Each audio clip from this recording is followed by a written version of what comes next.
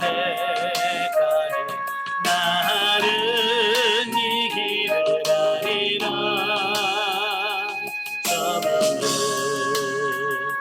좁은 길 나의 십자가 지고 나의 가는 이길 끝에서 나는 주님을 버리나. 영광의 주님 나를 만나주시리. 주님 다시 오실 때까지 나는 일어나 달려가리라. 주의 영광 온땅 덮을 때 나는 일어나 노래하리. 애써보는 주님 온 세상 그리시라.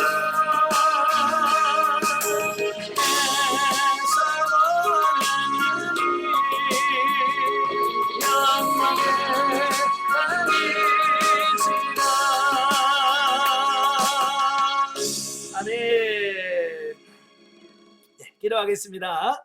은혜로우신 아버지 감사합니다. 오늘도 귀한 날을 허락하시고 또 이렇게 모여서 수리자 과정을 할 수 있도록 은혜 주셔서 감사합니다. 오늘도 마태복음의 말씀을 같이 나눌 때 성령께서 우리 지각을 열으셔서 깨닫게 하시고 그 말씀을 통해서 우리 자신들이 변화되어져가는 놀라운 은혜가 있도록 도와주옵소서.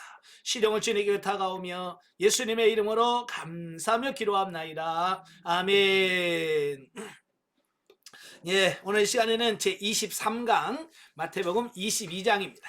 자, 마태복음 22장을 보시면 혼인잔치 비유, 또 세금, 또 부활, 첫째 계명, 메시아의 신분에 관한 논쟁을 하고 있어요. 예, 자, 그 중에서 이제 1절부터 14절까지가 우리가 잘 아는 혼인잔치 비유입니다. 자, 우리 성경 한번 보죠. 마태복음 22장 1절부터 14절까지 같이 보겠습니다. 마태복음 22장 1절부터 14절까지 우리 같이 한 목소리로 봉독합니다. 예수께서 다시 비유로 대답하여 이르시되 천국은 마치 자기 아들을 위하여 혼인잔치를 베푼 어떤 임금과 같으니 그 종들을 보내어 그 청한 사람들을 혼인잔치에 오라 하였더니 오기를 싫어하거늘 다시 다른 종들을 보내며 이르되 청한 사람들에게 이르기를 내가 오찬을 준비하되 나의 소와 살진 짐승을 잡고 모든 것을 갖추었더니 혼인잔치에 오소서 하라 하였더니 그들이 돌아보지도 않고 한 사람은 자기 밭으로 한 사람은 자기 사업하러 가고 그 남은 자들은 종들을 잡아 모욕하고 죽이니 임금이 노하여 군대를 보내어 그 살인한 자들을 진멸하고 그 동네를 불사르고 이에 종들에게 이르되 혼인잔치에 준비를 되었으나 청한 사람들은 합당하지 아니하니 내 거리 길에 가서 사람을 만나는 대로 혼인잔치에 청하여 오라 한데 종들이 길에 나가 약한 자나 선한 자나 만나는 대로 모두 데려오니 혼인잔치에 손님들이 가득한지라. 임금이 손님들을 보러 들어올세 거기서 예복을 입지 않은 한 사람을 보고 이르되 친구여 어찌하여 예복을 입지 않고 여기 들어왔느냐 하니 그가 아무 말도 못하거늘 임금이 사환들에게 말하되 그 손발을 묶어 바깥 어두운 데에 내던지라. 거기서 슬피 울며 이를 갈게 되리라 하니라. 청함을 받은 자는 많되 택함을 입은 자는 적으니라. 아멘.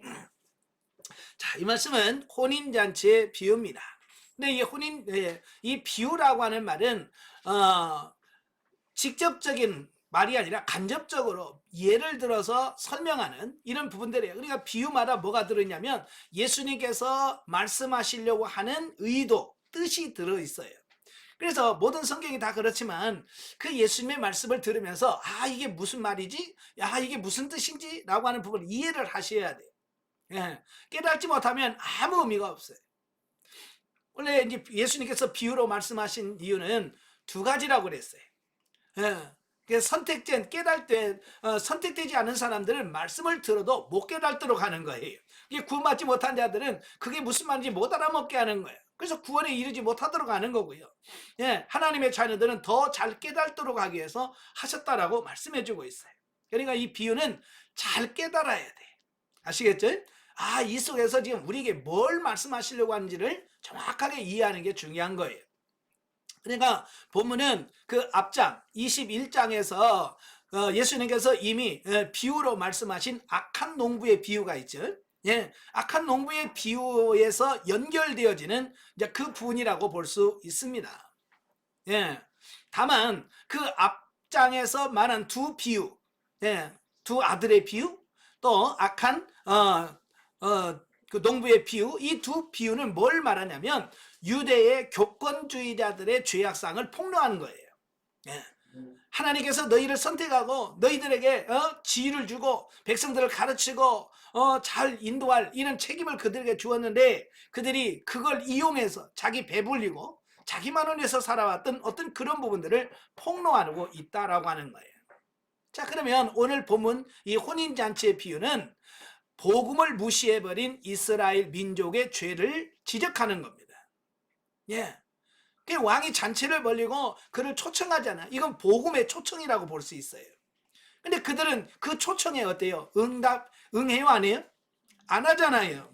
예. 바쁘다는 핑계를 대고 나는 뭘 해야 된다는 핑계를 대고 그 초청에 응하지 않아요. 그건 복음을 무시해버린 그들의 죄악상을 여기서 말씀해주고 있고요. 그 다음에 어때요? 그러니까 왕이 그 초청받은 동네에 군인들을 보내서 진면한다. 이건 하나님의 심판에 대한 말씀이에요. 그러니까 이 땅에 복음을 주지만 그 복음을 받아들이지 않으면 거기에 따른 징계, 하나님의 심판이 있다라고 하는 것을 우리에게 말씀해주고 있습니다.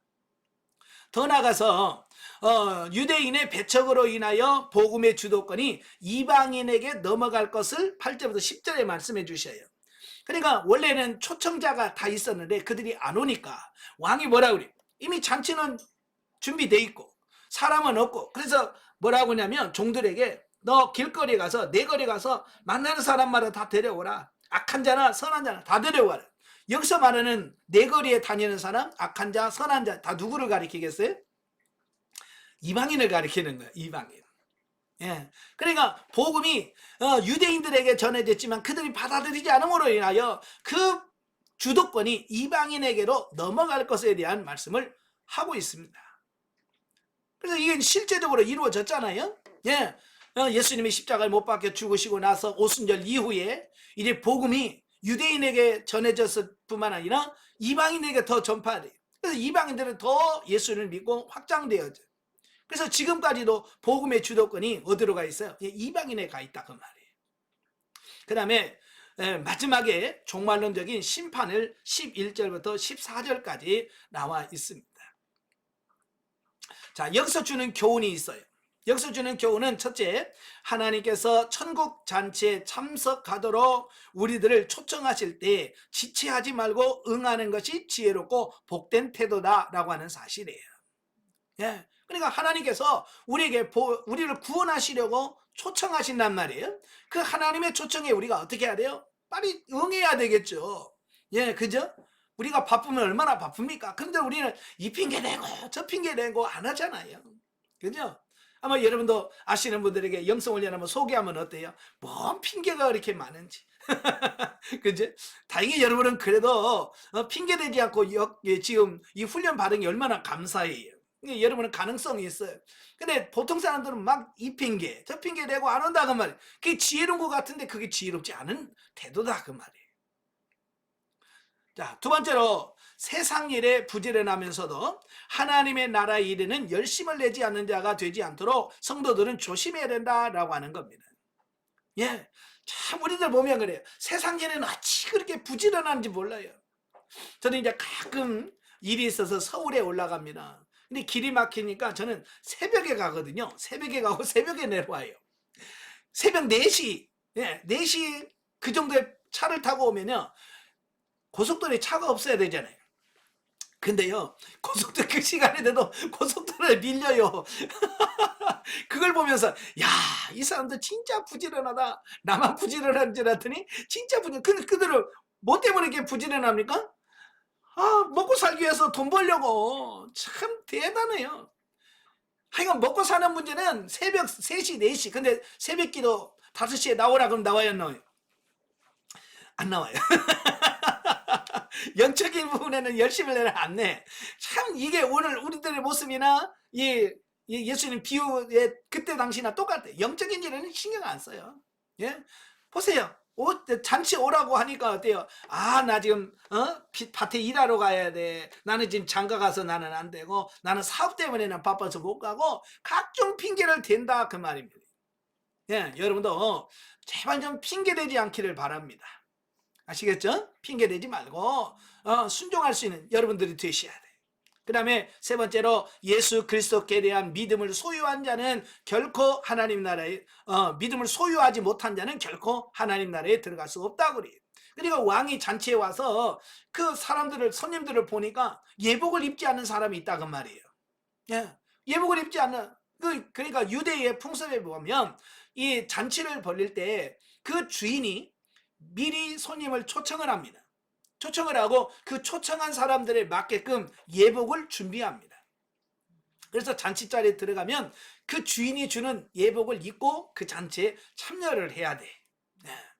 근데 이 한 사람은 이 예복을 그냥 주는데 이건 돈 주고 사는 것도 아니에요. 그냥 주는 거예요. 그냥 주는 것도 안 입어. 이건 뭘 말하냐? 오늘 우리도 구원은 내가 얻는 게 아니잖아요. 하나님의 은혜는 우리에게 뭐예요? 주어지는 거잖아요. 그죠? 예수 믿기만 하면 그냥 구원은 우리에게 주어지는 거예요. 예, 마치 예복을 그냥 그 잔치에 가면 주인이 주는 것처럼. 근데 그걸 받아들이지 않는다면 구원이 없다는 얘기를 말씀하고 있어요. 예, 그래서 예복을 입는다고 하는 것은 예수 그리스도를 믿음으로 받아들인다는 말과 같은 거예요. 아시겠죠? 그 예복을 안 입은다는 말은 나 그거 거부합니다. 나 예수 안 믿을래요 라는 말과 같은 거예요. 그러니까 예복을 입지 않은 자는 예수 안 믿으면 천국에 가요 못 가요? 못 가죠. 바로 이제 그래서 어떻게 바깥 어둠에 내가 쫓아내라. 못 들어간다는 것을 말씀해 주고 있어요. 요즘에도 예수 말고 천국 갈 수 있는 길이 있냐? 이제 그걸 고민하고 있거든요. 그래서 종교다원주의 이런 사람들은 뭐라고 그래요? 예수 외에도 천국 갈 수 있는 길이 있다. 모든 종교에는 다 진리가 있고 길이 있다. 이제 그걸 얘기하고 있어요. 성경은 절대 그거 지지하지 않습니다. 오직 천국에 갈 수 있는 길은 예수 그리스도. 예수 그리스도만이 우리를 천국으로 인도할 수 있다는 걸 기억하시길 바랍니다. 자, 두 번째 15절부터 22절까지는 납세에 대한 논쟁입니다. 자, 15절부터 22절까지 한번 같이 보겠습니다.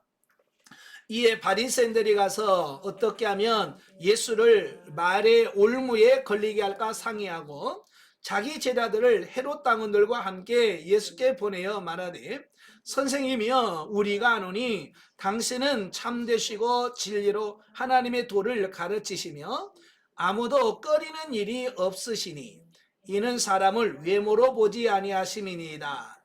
그러면 당신의 생각에는 어떠한지 우리에게 이르소서.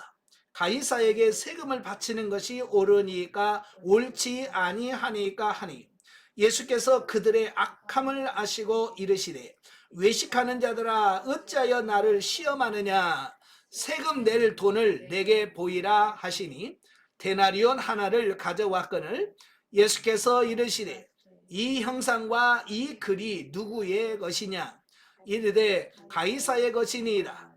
이에 이르시되 그런즉 가이사의 것은 가이사에게 하나님의 것은 하나님에게 바치라 하시니 그들이 이 말씀을 듣고 놀랍게 여겨 예수를 떠나가니라. 아멘. 자, 본문에는 이 바리새인들과 헤롯 당원들이 연합을 해서 예수님을 올무에 빠뜨리기 위하여 납세라고 하는 세금을 내느냐라고 하는 문제를 가지고 질문을 하도록 만듭니다. 원래 이 바리새파하고 헤롯 당은 서로 적대 관계예요. 왜냐하면 추구하는 바가 달라요. 어찌보면 이 바리새파들은 민족주의적인 성향이 강해요. 그래서 유대 민족을 중심으로 똘똘 뭉치는 사람. 예. 그러면 헤롯 당원들은 누구냐면, 헤롯은 누구예요? 예, 로마에서 유대인의 왕으로 임명한 사람이 헤롯이거든요. 그 헤롯을 지지하는 사람들이 모여서 만든 당이 헤롯 당인 거예요. 그러니까 민족주의적인 이 바리새파하고 이 헤롯 당은 어찌 보면 극이란 말이에요.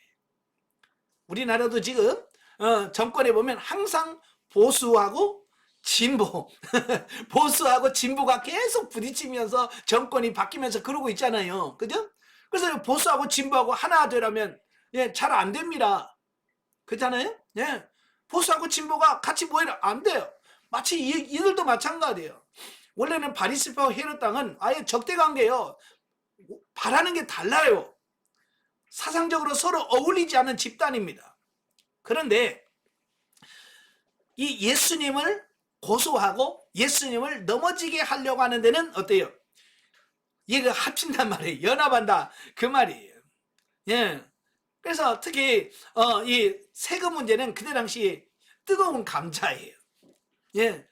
이건 한 이슈란 말이에요. 왜냐하면 그 이스라엘 사람들에게는 바리새파는 종교적 이유로 세금을 거부했어. 하나님이 내야지 어떻게 세속적인 나라에 되냐. 그래서 세금을 거부한 사람들이 누구냐면 바리새파예요. 근데 헤롯 당들은 헤롯을 중심으로 이루어진 당이니까 그들은 뭐요? 헤롯은 왕이잖아요. 그죠?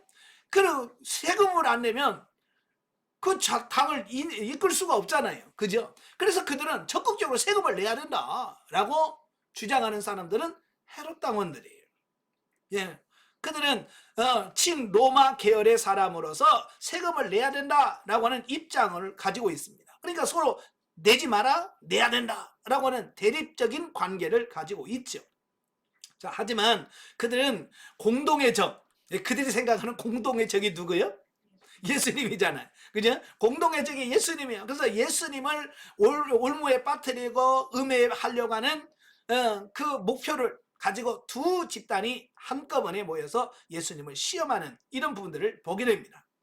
그래서 예수님이 세금을 내라 그러면 바리새파들이 들고 일어나 가지고 어떻게 너는 반민족주의야. 그래서 예수님을 막 몰아세우려고 할 거고, 또 반대로 세금을 내지 마라 그러면 또 헤롯 당원들이 들고 일어나 가지고 너는 매국노다, 정권을 하는 이런 반대한다, 어떤 로마 황제에 대한 반역을 선동하는 자라고 하는 죄목으로 또 예수님을 공격하려고 하는 거죠. 어찌 보면 예수님은 상당히 곤란한 자리예요. 이거 내라고 할 수도 없고 내지 마라고 할 수 없는 참 그런 사이예요. 자, 근데요, 예수님은 지혜롭잖아요. 왜 그들이 그런 질문을 하는지를 알잖아요. 그래서 너희들은 나를 왜 시험하느냐라고 말씀하면서 그들에게 뭐라고 말씀합니까? 그래, 세금을 내는 그 돈을 나한테 한번 보여줘봐.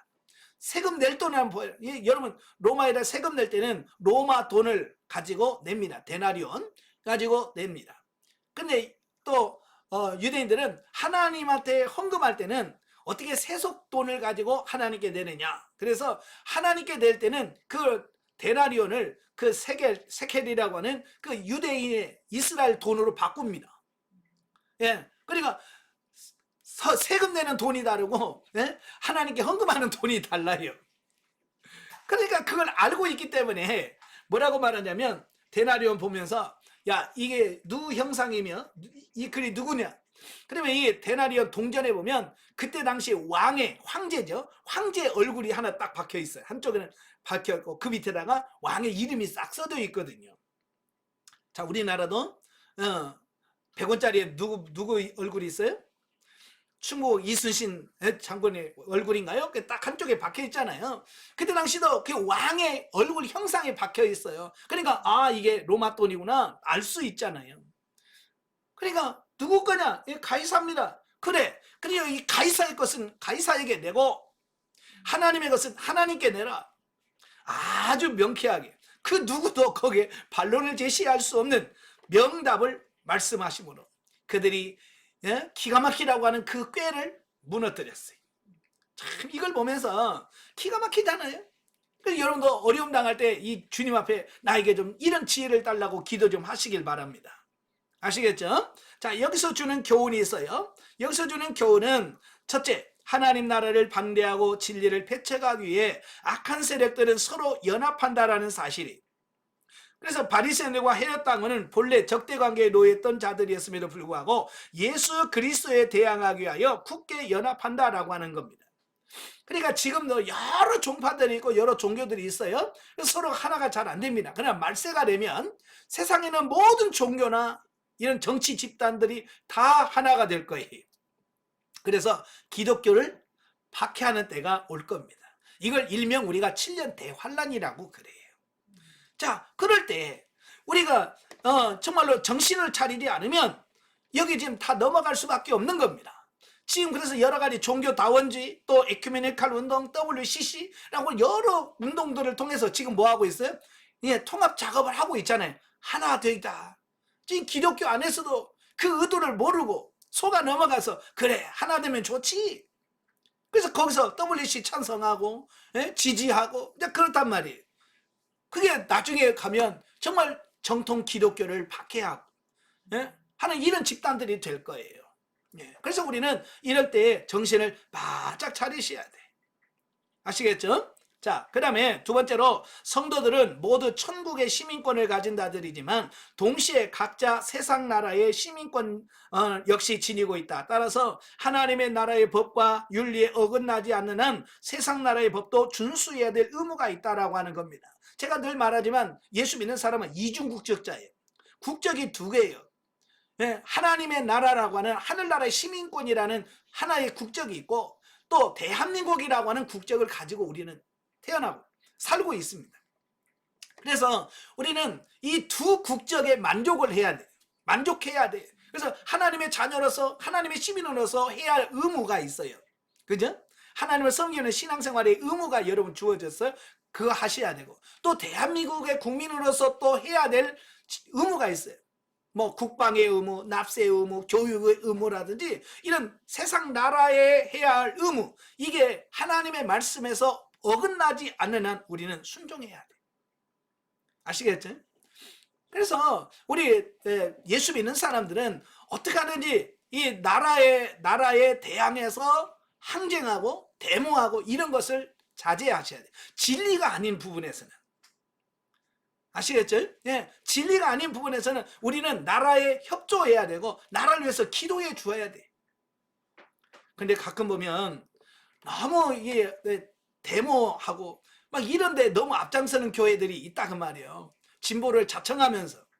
그건 아니에요. 아시겠죠? 사도 바울도 로마서 13장에서 뭐라고 그랬어요? 너희 권세자들을 위해서 기도하라 그랬어요. 왕을 위해서 기도해 주라 그랬어요. 나라의 지도자를 위해서 기도해 줘야 돼. 그래야 그들이 바르게 이끌어갈 수 있다라고 하는 사실입니다. 자, 그 다음에 23절부터 33절까지입니다. 23절부터 33절 우리 같이 한번 읽죠. 자, 부활이 없다는 사두개인들이 그날 예수께 와서 물어 이르되 선생님이여 모세가 일렀으되 사람이 만일 자식이 없이 죽으면 그 동생이 그 아내에게 장가들어 형을 위하여 상속자를 세울지니라 하였나이다. 우리 중에 7형제가 있었는데 마지가 장가 들었다가 죽어 상속자가 없으므로 그 아내를 그 동생에게 물려주고 그 둘째와 셋째도 일곱째까지 그렇게 하다가 최후에 그 여자도 죽었나이다. 그런즉 그들이 다 그를 취하였으니 부할 때에 일곱 중에 누구의 아내가 되리이까? 예수께서 대답하여 이르시되 너희가 성경도 하나님의 능력도 알지 못하는 거로 오해하였도다. 부할 때는 장가도 아니 가고 시집도 아니 가고 하늘에 있는 천사들과 같으니라. 죽은 자의 부활을 논할진대 하나님이 너희에게 말씀하신 바 나는 아브라함의 하나님이요 이삭의 하나님이요 야곱의 하나님이라 하신 것을 읽어보지 못하였느냐.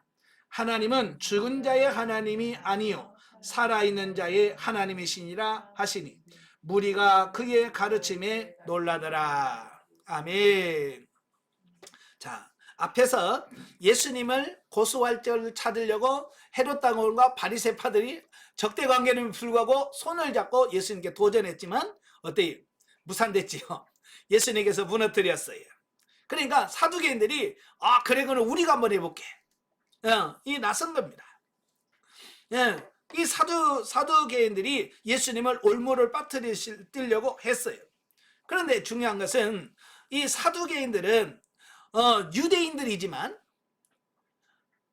영적인 존재, 우리 사람에게 영이 있다는 거, 또 죽어서 부활한다는 거, 이런 것을 안 믿는 사람들이에요.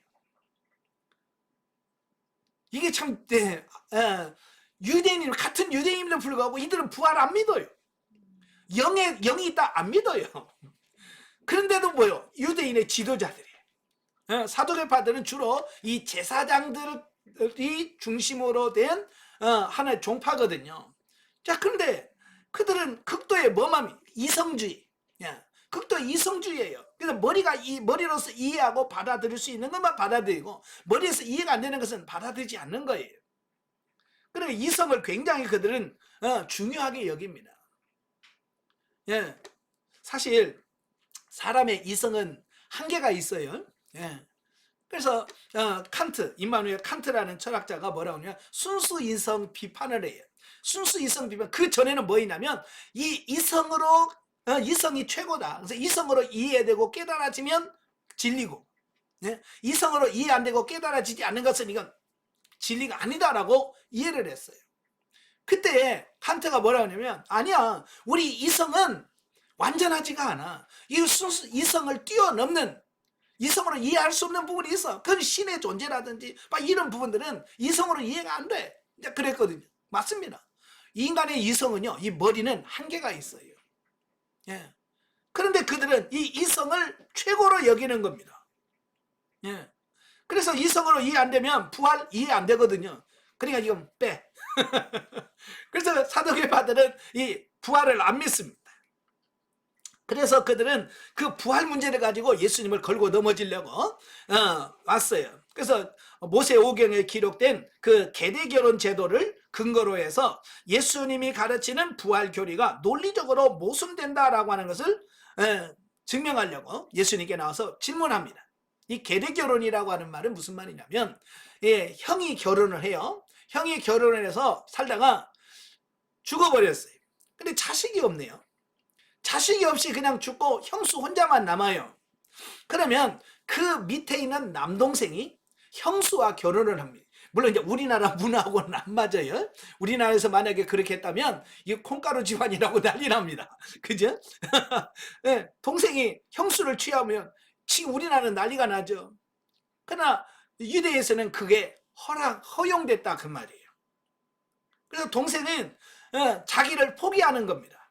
자기를 포기해서 형수와 결혼해서 거기서 자녀를 낳으면 자기 이름으로 대를 잇는 게 아니라 형의 이름으로 가게를 이어.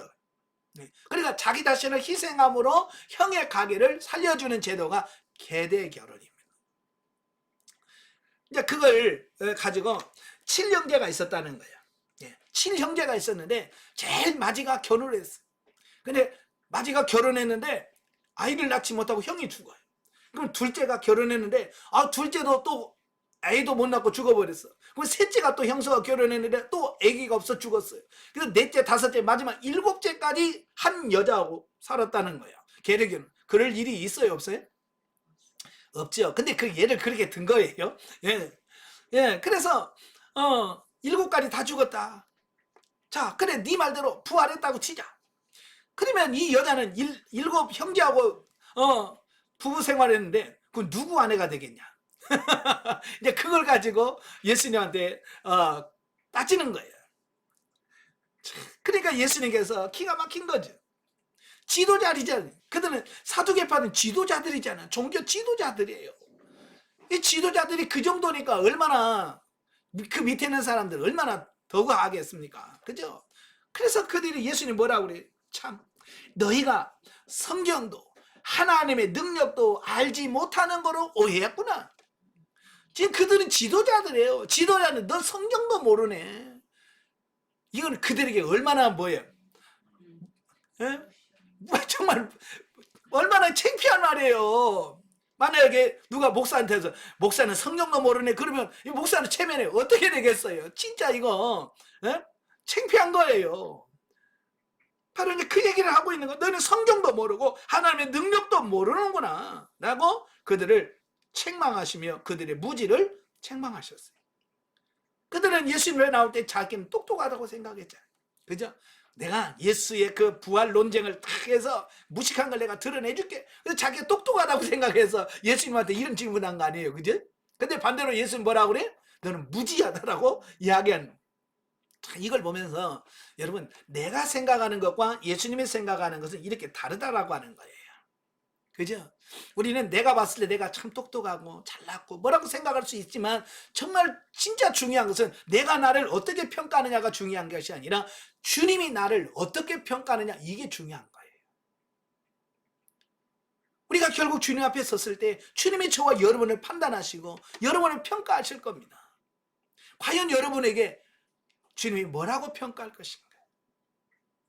내가 믿음이 있다라고 하지만 정말 주님 앞에서 너 믿음이 없구나 라고 하면 끝나는 거 아니에요? 그지? 네. 그래서 주님이 나를 어떻게 평가할 것인가를 바라보면서 생활하는 여러분 되시길 바랍니다. 자, 여기서 주는 교훈이 첫째, 부활에 관한 신앙이야말로 복음의 핵심이다. 누구든지 하나님을 믿으며 성경을 진리로 인정한다고 말하면서 또 부활 신앙을 갖지 않는다면 바로 그 사람은 구원의 복음을 거부하는 것이다. 예. 이 부활신앙은 우리 기독교 신앙의 핵심이에요. 진리의 핵심이거든요. 그래서 부활신앙이 없다면 더 이상 뭐요? 기독교가 아닌 거죠. 예, 두 번째로 성도들은 이성주의에 젖어 성경을 믿음과 순종의 대상으로 받아들이지 아니하고 합리적 해석과 비평의 대상으로 여기는 잘못을 범하지 말아야 된다라고 하는 겁니다. 예, 근데 이성주의가 들어가면서 교회에 심각한 영향을 끼쳤습니다. 예. 물론 이성이 잘못됐다는 말이 아니에요. 이성적으로도 우리가 분명히 파악을 해야 되고 이성적으로 논리적으로 해야 돼요. 그러나 그것에 한계가 있다는 것을 알고 우리 신앙은 그 이성을 영적인 부분은 이성을 뛰어넘는 부분도 있다는 것을 우리가 아셔야 돼요. 아시겠죠? 근데 오늘날은 머리로 이해가 안 되면 하나도 안 받아들이는 이런 이성주의는 우리는 거부하는 거예요. 자, 그 다음에 34절부터 40절까지 보겠습니다. 34절부터 40절까지 같이 봅니다. 예수께서 사두개인들로 대답할 수 없다 하셨함을 바리새인들이 듣고 모였는데 그 중에 한 율법사가 예수를 시험하여 묻되 선생님, 율법 중에서 어느 계명이 크니까?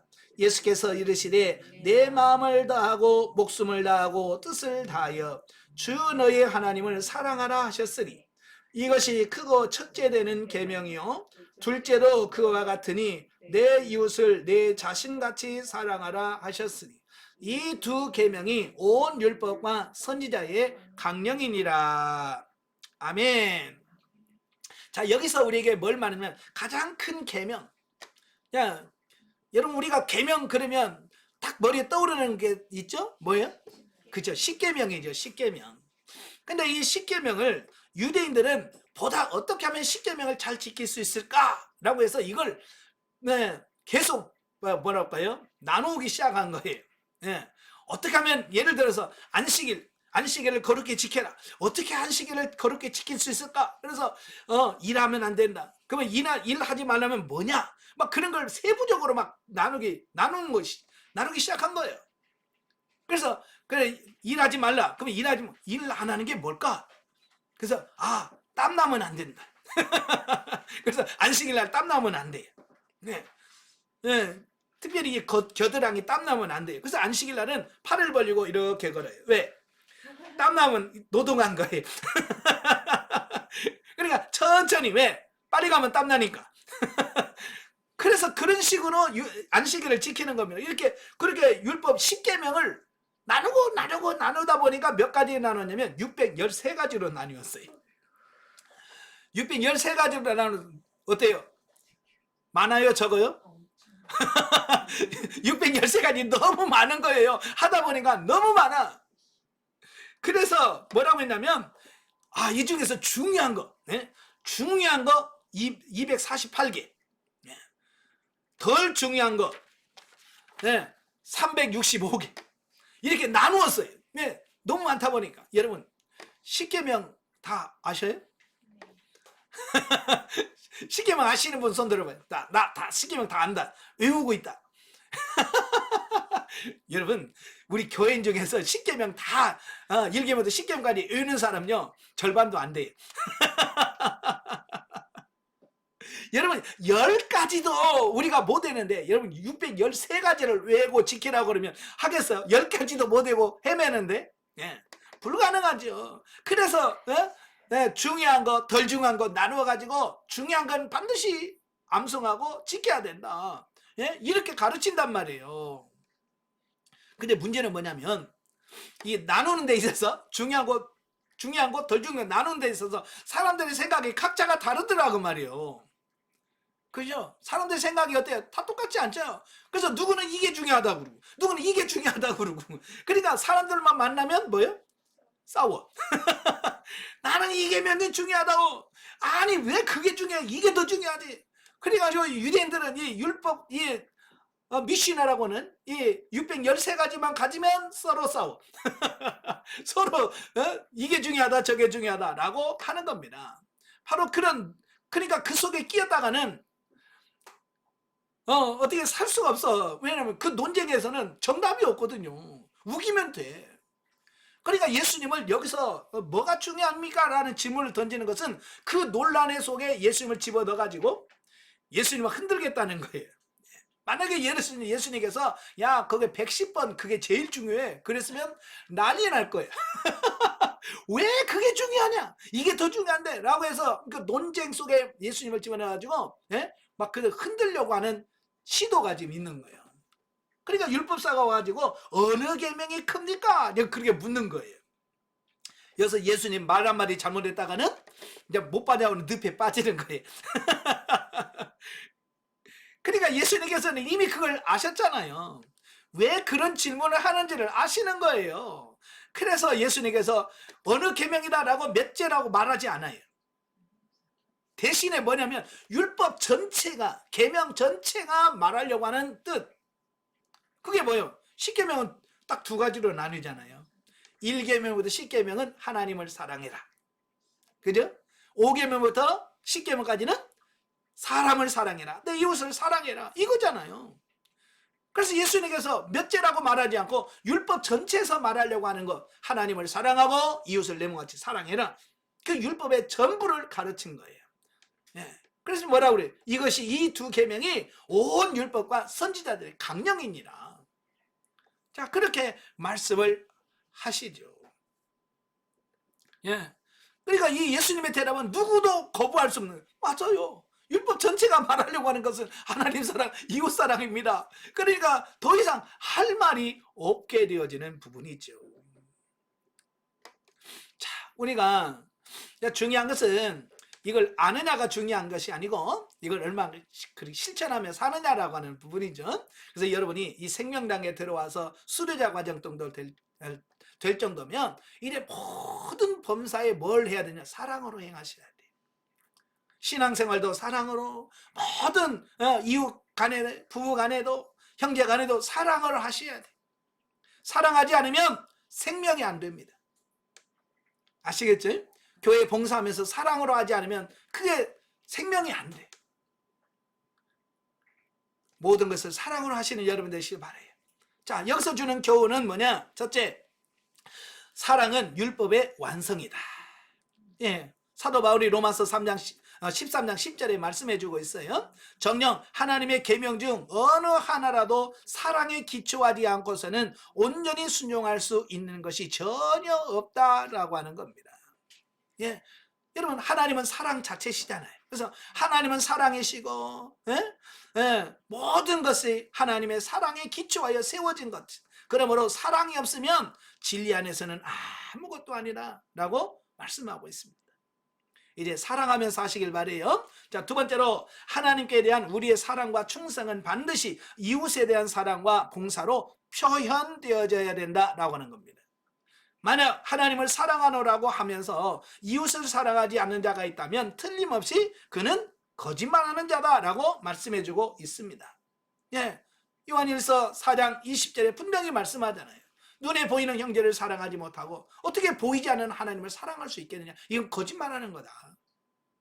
그래서 하나님을 사랑하려면 먼저 눈에 보이는 이웃들, 내 가족부터 사랑하셔야 돼. 아시겠죠? 그리고 그 사랑이 이제 하나님의 사랑으로 가셔야 돼. 자, 마지막으로 41절부터 46절까지 보겠습니다. 다 같이. 바리새인들이 모였을 때에 예수께서 그들에게 물으시되 너희는 그리스도에 대하여 어떻게 생각하느냐? 누구의 자손이냐? 대답하되 다윗의 자손이다. 이르시되 그러면 다윗이 성령에 감동되어 어찌 그리스도를 주라 칭하여 말하되 주께서 내 주께 이르시되 내가 내 원수를 내 발 아래에 둘 때까지 내 우편에 앉아 있으라 하셨도다 하였느냐. 다윗이 그리스도를 주라 칭하였은즉 어찌 그의 자손이 되겠느냐 하시니 한마디도 능히 대답하는 자가 없고 그날부터 감히 그에게 묻는 자가 없더라. 아멘. 자, 이거 말씀은 다윗의 주가 되시는 그리스도에 대한 말씀인데요. 지금까지는 예수님이 어쩌면 당하는 쪽 입장이죠. 사람들을 묻고 예수님이 답을 해야 되는 어떤 그런 단계였다면 오늘 예수님께서 이제 한 번의 반격을 시작하셨어요. 왜? 자꾸 대답만 해주니까 자꾸 공격을 하는 거예요. 그래서 그들의 입을 딱 닫게 하시는 하나의 질문을 딱 한 번 던지시는 겁니다. 그게 뭐냐면 그리스도가 그리스도에 대하여 누구의 자손이냐? 그리스도가. 예. 유대인들은 뭐 다 아는 것처럼 그 다윗의 자손입니다. 예, 알고 있는 상식. 그죠? 다윗의 자손으로 메시아가 온다. 그 다 알고 있는 사실이거든요. 그러니까 그거 그냥 아무 생각 없이 이야기를 하는 거예요. 그러니까 예수님께서 시편 110편 1절 말씀을 인용하면서 야, 봐라. 뭐라고 돼 있냐? 다윗이 성령에 감동되어서 그리스도를 주라 칭했다. 그럼 어떻게 그 메시아가 그리스도가 다윗의 자손이 되겠냐? 그렇죠? 시편 110편에는 주께서 내 주께 이르시되 바로 그분 그리스도를 주라고 고백을 하고 있잖아요. 근데 주라고 고백하는 그 주인이 어떻게 그 후손이 되겠냐 라고 물으니까 거기에 대해서는 그들이 알 길이 없지요. 그죠? 예, 그래서 그들은 아주 답을 못합니다. 예, 이 질문은 뭐냐면 1차적으로는 바리새인들의 우둔함을 드러내는 겁니다. 너희들이 그렇게 잘났다고 하는데 너희 그렇게 잘나지 않았어 라고 하는 부분을 그들이 스스로 인정하게 만드는 거고, 궁극적으로 그리스도께서는 인성과 신성을 모두 갖추신 분으로, 즉 육신적으로는 다윗의 자손이지만 영적으로는 다윗의 주가 되신다는 사실을 보여주려고 한다라고 하는 겁니다. 이런 의도를 가지고 예수님께서 물으신, 그러니까 예수님께서 복수하려고 했다. 그 복수가 아니에요. 예, 그들에게 진리를 가르쳐 주려고 한 것이다라고 보시면 되겠어요. 자, 여기서 주는 교훈. 첫째, 유대인들은 메시아가 다윗의 자손 가운데 나실 것이라는 것을 알고 있었으나 그는 인간일 뿐 그가 하나님이시라는 것, 다시 말하면 메시아는 육신을 입고 이 땅에 오실 하나님이라는 사실을 깨닫지 못했다라고 하는 겁니다. 바로 유대인들이 이걸 모른 거예요. 예수님께서 육신을 입으시고 이 땅에 오실 거라는 사실을 몰랐던 거예요. 그래서 그들은 예수님을 배척한 거고 예수님을 죽이려고 했던 거고, 예수님 뭔 말만 하면 참담하도다, 너 신성 모독죄다라고 자꾸 한 거예요. 이게 하나님이 육신을 입으시고 이 땅에 오셨는데도 불구하고 그걸 안 받아들이니까 그런 현상이 벌어지는 거죠. 그 다음에 두 번째로, 우리에게 예수님의 인성과 신성을 동시에 인정하지 않는 자는 결코 올바른 신앙을 소유할 수 없다라고 하는 사실입니다. 이게 초대교회 이단들이 많이 나오죠. 특별히 영지주의. 영지주의자들은 뭘 말합니까? 예수님의 인성과 신성을 중에 하나를 거부하는 겁니다. 예, 예수님은 그냥 사람이셨어 라고 말하거나 예수님은 하나님이셨지 사람은 아니셔서 다 이단이에요. 우리는 뭐요? 정통은 뭐냐? 예수님은 참 하나님이시요 참 사람이십니다. 예, 요 신앙이 참 믿음이라고 하는 사실을 기억하면 좋겠습니다. 자, 영적이에 뭐죠? 혼인잔치의 비유는 현재 하나님의 나라를 의미하고 초청받는 자들은 하나님의 택한 백성들을 비유한다. 14절에서는 이 세상에서 부름을 받은 자는 많지만 택함을 받는 자는 적다는 것을 말씀한다. 성도가 교회에 나와도 영적으로 거듭나지 못하거나 영적으로 거듭나고 이 땅에서 하나님의 나라를 소유한다 할지라도 영적으로 날마다 새로워지지 않고 의의 세마포 옷을 입는 거룩한 삶을 살지 못하면 하나님께 인정받을 수가 없다라고 하는 사실을 보게 됩니다. 다시 말하면 우리는 지금 교회 다니는 것으로 만족하면 안 된다는 얘기예요. 나 교회 다녀, 나 주일 예배 안 빠져, 그리 만족하는 것이 아니고 이제는 예수님의 참 자녀로서 예? 그 생활 속에서 정말 믿는 자다운 삶이 나오는 겁니다. 아멘. 예, 그게 중요한 거예요. 하나님의 자녀다운 삶이 나오는 것이 굉장히 중요한 겁니다. 그래서 우리가 정말 예수님을 닮아가는 그런 성도들이 다 되어야 될 줄로 믿습니다. 자, 마지막 결론입니다. 계시발전사적으로 우리가 성경을 통한 이해를 보면 오늘은 부활이라고 하는 부분을 같이 보려고 합니다. 부활. 자, 부활이라고 하는 말은 헬라어로 아나스타시스, 아나스타시스라고 하는데 이건 일어남, 일어난다 그런 뜻이고요. 엥게르시스, 이것도 일으킴이란 뜻인데요. 성경적 의미의 부활이란 죽은 사람의 몸과 영을 되살아나게 하는 하나님의 기적을 뜻한다.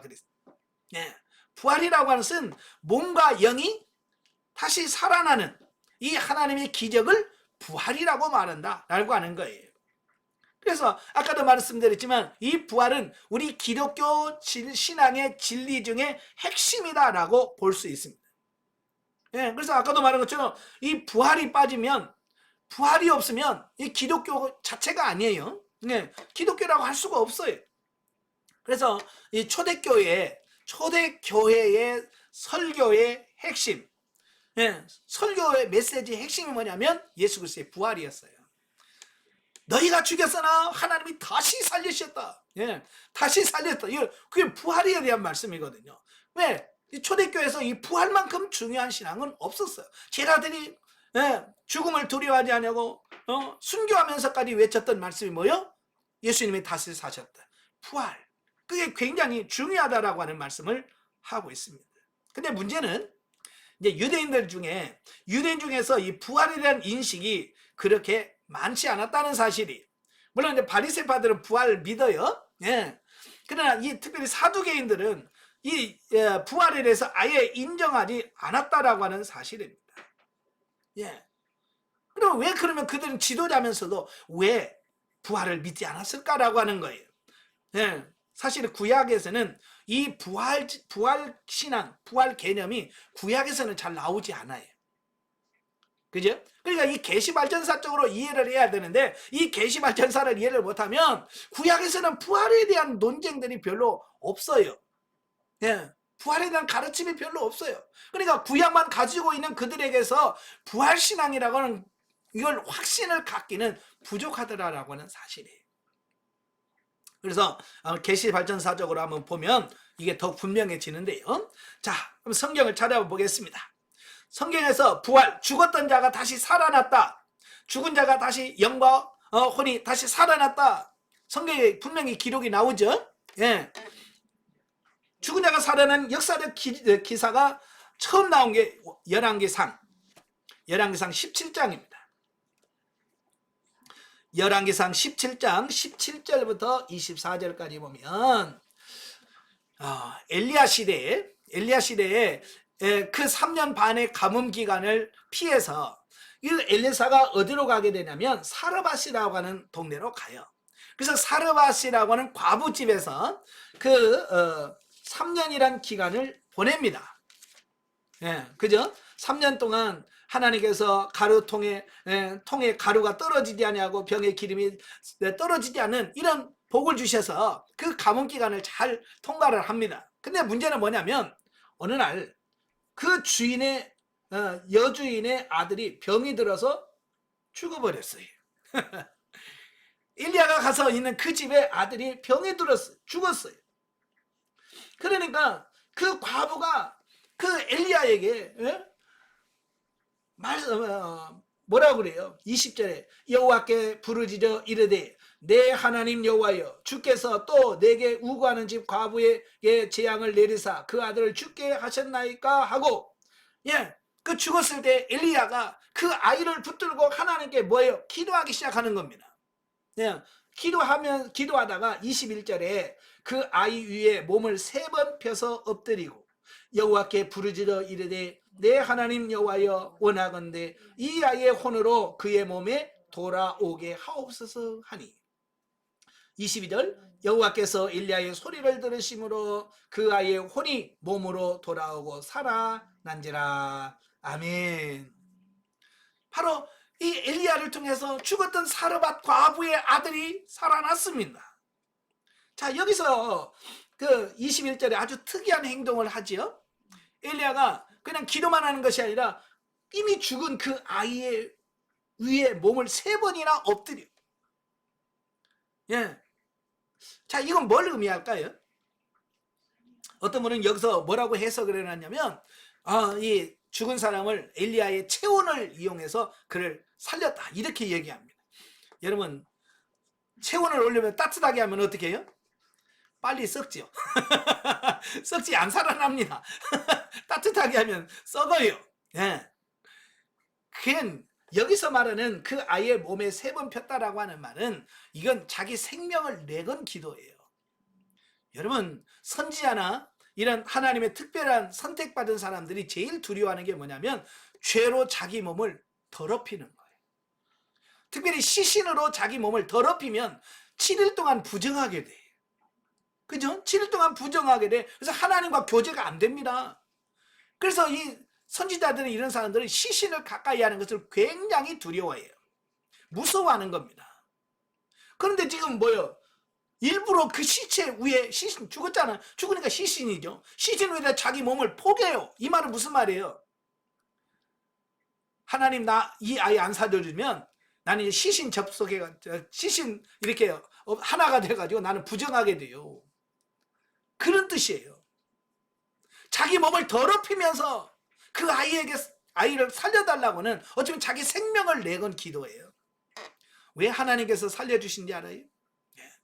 바로 자기의 생명을 걸고, 선지자의 생명을 걸고 하나님께 기도하니까 하나님께서 그 영혼을 살려준 거예요.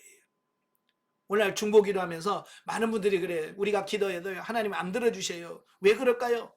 수박 거닥기식으로 딸랄랄랄 이러니까 안 돼. 오늘 엘리야처럼 자기 생명을 내고, 하나님 이 사람을 고쳐주세요. 내 생명을 취하시고 대신 이 생명을 살려주세요. 그런 기도가 바로 오늘 엘리야의 기도인 거예요. 여러분, 그런 기도 할 수 있습니까? 여러분, 교회 중에 성도가 누가 아파? 그러면 가서 기도하면서 하나님, 내가 대신 아플 테니까 이 사람의 질병을 나에게 주시고 이 사람에게 건강을 주세요라고 기도할 자신이 있습니까? 우리는 벌벌 떨잖아요. 그 사람의 아픔이 나에게 올까봐. 그죠? 무서워서 덜덜덜 떨면서 그 옆에도 안 가는데 그런 기도를 누가 합니까? 안 하죠. 그러니까 안 낫는 거예요.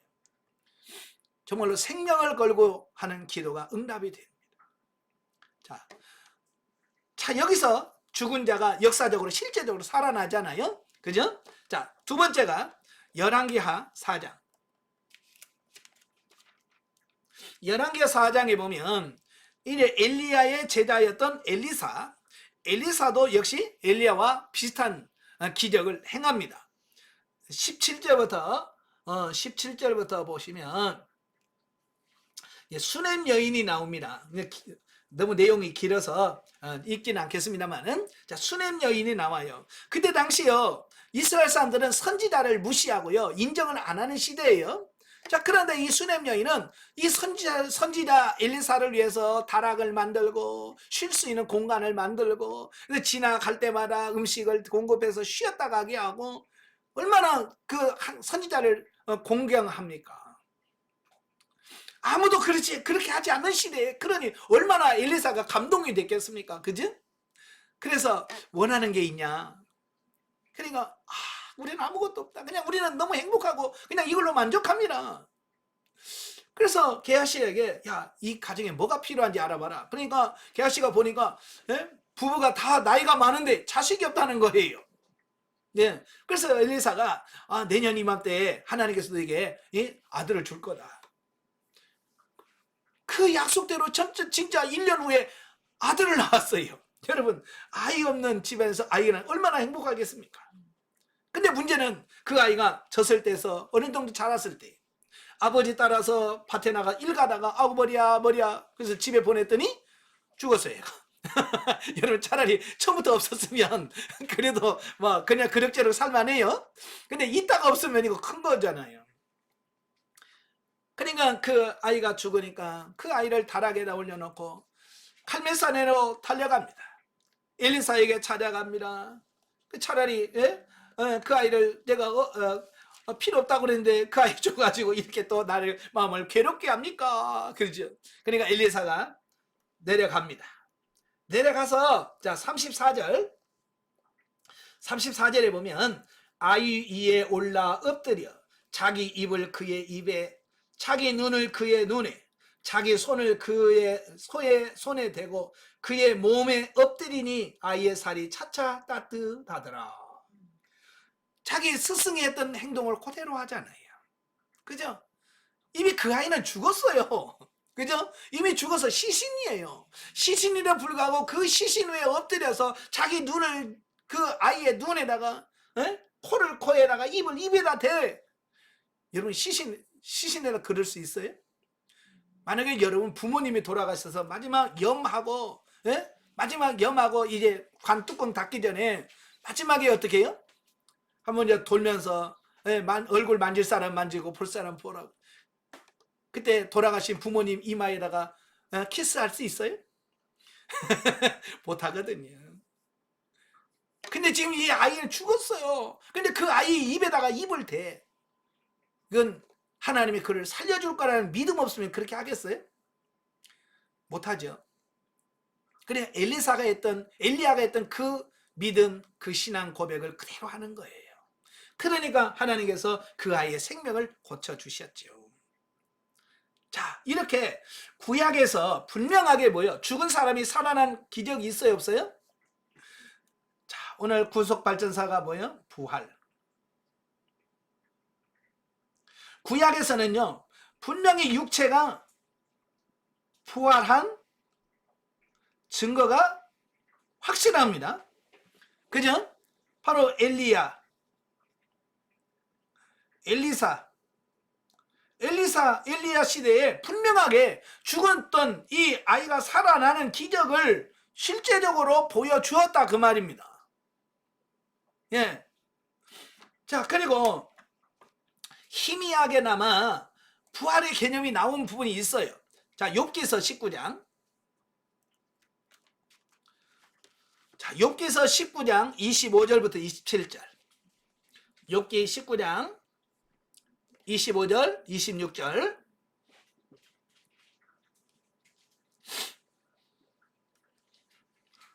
자, 보겠습니다. 25절. 내가 알기에는 나의 대속자가 살아 계시니 마침내 그가 땅 위에 서실 것이라. 내 가족이 벗김을 당한 뒤에도 내가 육체 밖에서 하나님을 보리라. 아멘. 자, 이 욥이 뭐라고 말해요? 내가 육체 밖에서 하나님을 보리라. 이 말은 무슨 말이에요? 예? 내가 사후 죽어서라도 내가 뭐요?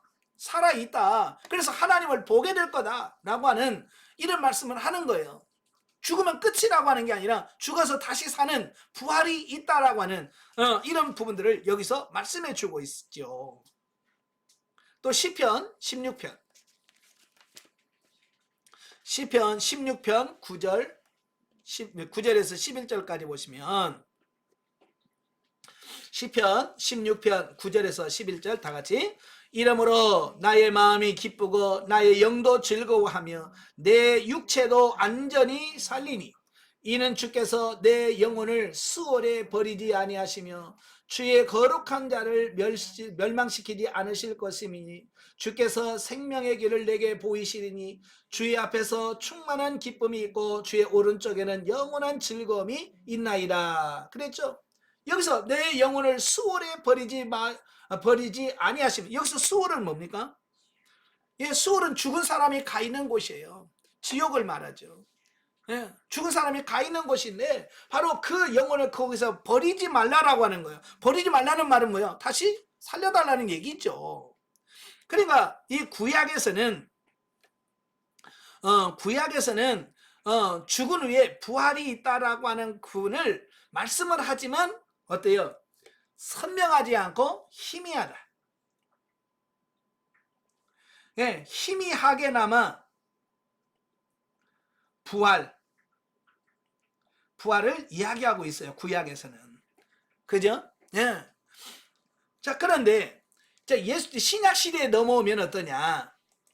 신약 시대에 넘어오면 예수님께서 직접 죽은 자를 살리시는 기적들을 행하십니다. 자, 대표적인 예가 야이로의 딸을 살리는 장면이죠. 예, 마가복음 5장 35절부터 34절까지 보면 야이로의 딸이 금방 죽었어요. 예, 그러니까 야이로가 딸이 아프니까 예수님한테 가서 우리 딸 좀 살려주세요. 그러니까 예수님이 그래 알았다 가자. 그래서 그 집을 향해서 가는 도중에 그 집에서 사람이 와가지고 죽었습니다. 이제 선생님 괴롭히지 마세요. 이제 죽었다 끝났다는 거죠. 그러니까 뭐라 그래? 그가 죽은 것이 아니라 잔다. 믿기만 해라.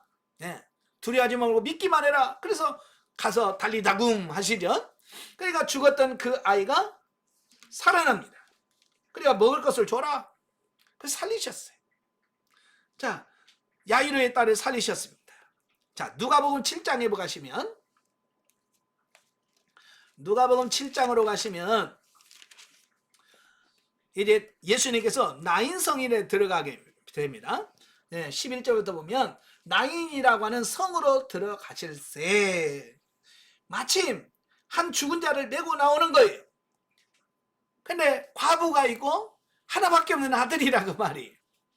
얼마나 그 아들의 죽음을 슬퍼하면서 갔을까요? 그 예수님께서 가시던 길을 멈추시고 그 관에 손을 대시면서 뭐라고 그래요? 청년아, 내가 내게 말하노니 일어나라. 죽었던 자가 일어나 앉고 말도 하거늘 예수께서 그를 어머니에게 주시니. 예, 이 장사 지르러 가는 청년을 예수님께서 살리셨습니다. 자, 더 기가 막힌 것은 요한복음 11장이죠. 우리가 잘 아는 죽은 나사로를 살리시는 겁니다.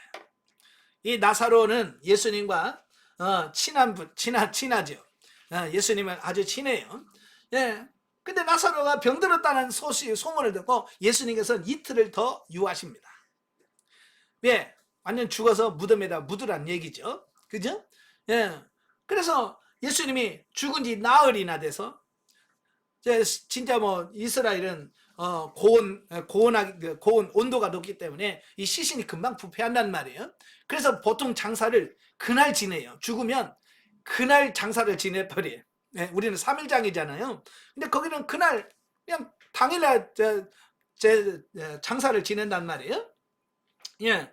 자, 그래서 예수님이 나흘 만에 갔어요. 예. 그래서 뭐라 그래? 무덤 문을 열어라. 돌을 굴려라. 그러니까 아니 이미 나흘이나 돼서 이미 냄새가 납니다. 그래도 굴려내라는, 믿기만 하라는 거예요. 그러니까 그 돌을 굴려내죠. 돌을 굴리니까 예수님께서 나사로야, 기도한 후에 나사로야 나오라 그러죠. 예, 그러니까 수건을 동인 그대로 바로 나사로가 살아나오는 겁니다. 참, 기가 막히죠. 자, 보세요. 야이로의 딸은 12살 먹었어요. 그리고 금방 죽었어요. 그러니까 금방 죽은 사람 살려낼 수도 있죠. 예? 그러니까 뭐 아이고 뭐 금방 기절했나 보지 뭐 라고 할 수 있겠죠. 자, 청년 이미 장사 지내러 갑니다. 이건 최소한 몇 시간을 지냈겠죠. 예, 시간 차이가 있어요. 그 청년을 살려 그러다가도 아이고 기절 좀 오래 했나 보지 뭐 할 수 있겠죠. 근데 나사로는 이미 나흘이나 됐기 때문에 이건 기절로 이야기할 수가 없는 거예요. 이건 분명한 거예요. 확실한 거예요. 그래서 확실하다, 죽은 게 확실하다라고 하는 것을 알려주려고 이미 미리 예수님께서는 이틀 더 유하고 나흘 만에 갔던 거거든요. 어쨌든 예수님께서 이렇게 살리셨어요. 자, 예수님께서 이렇게 이런 살리셨단 말이에요. 자, 야이로의 딸, 나인성, 과부의 아들, 나사로. 자, 이렇게 예수님이 사역 가운데 죽은 자를 살리십니다. 왜 살렸을까요? 예, 부활이 있다. 죽은 자가 다시 산다. 부활이 있다는 것을 가르치려고 하는 거예요. 이런 죽은 사람이 살아난 이런 부분이 있어야 예수님이 죽었다가 살아나셨다 그러면 사람들이 어떻게 하겠어요? 그치? 나사로는 죽었다 살아났잖아. 예수님도 살아날 수 있지 라고 가능성을 알게 되는 거예요. 만약에 죽은 사람이 살아난 게 하나도 없다. 근데 예수님이 살아났대. 그러면 뭐라고 그러겠어요? 어떻게 그런 일이 있어? 어떻게 죽은 사람이 살아나? 아무도 안 믿을 거예요. 예수님 부활했다는 거 안 믿는 거예요. 그래서 예수님께서 미리 그가 사역을 하면서 죽은 사람을 종종 살려놓으심으로 인해서 봐봐 나사로도 죽었다 살아났잖아. 야이로의 딸도 살아났네? 살아났잖아 라고 하는 죽은 자가 부활한다는 사실을 미리 보여주심으로 예수 그리스도도 다시 살아날 거라고 하는 어떤 이런 부분들을 미리 보여주셨다라고 말씀드릴 수가 있는 겁니다. 아시겠죠? 그러니까 예수님은 자기 자신이 나중에 부활할 것이라고 하는 사실을 예표와 그림자로 이미 그 사역을 해놓으신 거예요. 그냥 죽은 사람을 불쌍해서 살려준 게 아니다 그 말이에요. 그래서 실제 요한복음 20장에 가면 이제 예수님께서 자기가 말씀하신 대로 어떻게 돼요? 마리아에게 뭐라고 말씀합니까? 여자여 어찌하여 울며 누구를 찾느냐. 그죠? 예? 그러니까 당신이 가져갔으면 시신을 좀 어디다 놓느냐 가르쳐 주십시오. 그러니까 마리아야. 그때서야 선생이나 아니고 라본이요 선생님 그런단 말이에요. 부활한 자기의 몸을 직접 막달라 마리아에게 친히 보여주셨습니다. 증명했다 그 말이에요. 그리고도 그 이후에도 제자들에게 직접 보여주셨고요. 예. 자, 여기서 이제 중요한 것은 예수님 이전의 부활은 단순히 뭐가 부활이냐면 육체의 부활만 있었을 뿐이에요. 그죠? 야이로의 딸, 나인성 과부, 나사로 살아났죠? 살아났지만 어때요? 몸에 어떤 신령한 변화가 있어요, 없어요? 없었어요. 그냥 죽었다가 살아난 것뿐이야. 없어. 근데 예수님은 완전히 달라요. 부활하기 이전과 부활한 이후에 예수님의 모습은 완전히 달라요. 그죠? 그래서 제자들이 문을 다 닫고 있는데 그 중에 예수님이 쑥 들어오시잖아요. 평안할지어다. 다 놀래 자빠져 귀신이다 그러고 있잖아요. 이게 예수님의 이전은 단순히 육체만 부활한 거예요. 죽었다가 다시 살아난 거예요. 그죠? 그래서 어때요? 육체가 부활한 그 사람은 다시 살아났다가 어떻게 돼요? 다시 죽어요. 나사로 동네 가도 없어요. 죽었어요. 야이로도 다 죽었어요. 그러나 예수 그리스도 이후 예수님은 첫째 부활되셔서 뭐예요? 이제 완전히 새로운 몸이 됐어요. 부활에도 이렇게 완전한 차원이 다르다는 것을 기억하시길 바랍니다. 예, 지금도 이단 신천지는 뭘 말하냐면 육체 영생을 이야기를 해요. 예, 신천지는 이 육체가 죽지 않고 이 영원히 살 거다 이런 걸 믿어요. 가능해요? 불가능합니다. 예, 예수님 외에는 이런 부활이 없어요. 안상홍 증인에서 안상홍이 뭐라고 그랬어요? 내가 죽은데 내가 사흘 만에 살아날 거다. 살아났어요? 죽었어요. 썩었습니다. 예수 외에는 이런 부활이 없어요. 그 부활은 언제 이루어지느냐? 고린도전서 15장에 보면 부활장이라고 그러지? 그 부활의 확실성에 대한 말씀을 쫙 합니다.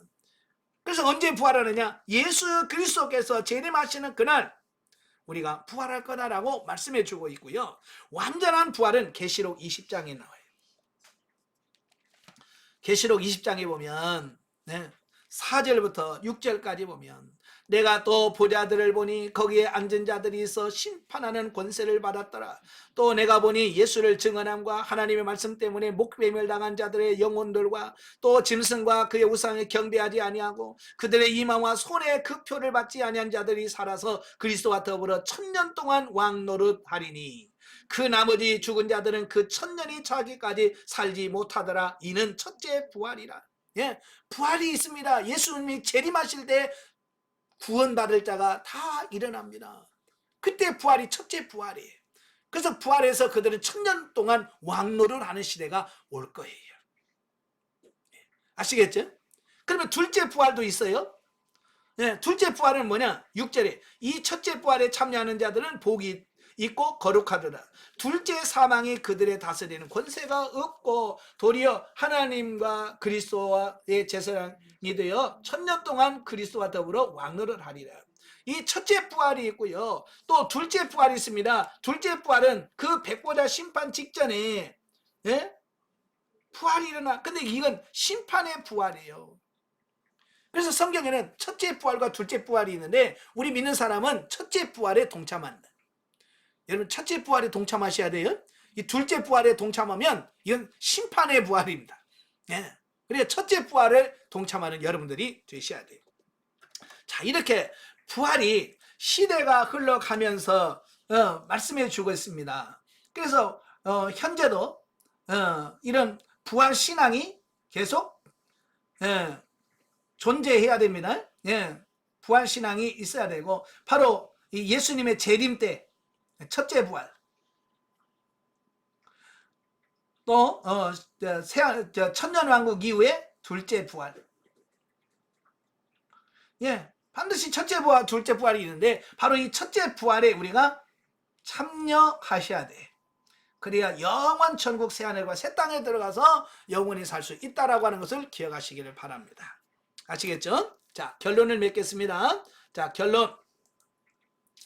부활은 기독교 진리의 핵심이다. 아시겠죠? 그래서 부활 신앙이 있을 때 우리는 생명을 걸고 신앙생활을 할 수 있습니다. 많은 사람들이 부활 신앙이 없기 때문에 어때요? 그저 세상에서 세상의 것만 바라보면서 이 세상에서 잘 먹고 잘 살까 그냥 기복 신앙에 매여 버리는 겁니다. 초대교회 성도들이 왜 그렇게 순교했습니까? 바로 부활 신앙이 있었기 때문에 순교의 자리에 갔던 거예요. 오늘 저와 여러분도 이 부활 신앙을 갖고 있을 때 우리가 내 생명을 걸고 하나님의 신앙생활을 할 수 있다는 것을 기억하시길 바랍니다. 기도하겠습니다. 은혜로우신 아버지, 우리가 이 땅에 살아가는 동안 정말로 이 세상만을 위해서 사는 존재가 아니라 정말로 다시 부활할 날을 바라보고 영원한 새하늘과 새 땅의 세계를 바라보면서 하루리 살아갈 수 있도록 도와주옵소서. 그래서 우리가 이 땅에서 힘들고 어려울지라도 이 땅만 바라보지 말고 하나님의 나라를 바라보며 소망 가운데 헌신할 수 있는 우리 모두가 될 수 있도록 도와주시옵소서. 예수님의 이름으로 감사하며 기도합나이다. 아멘. 하나님께 드립니다.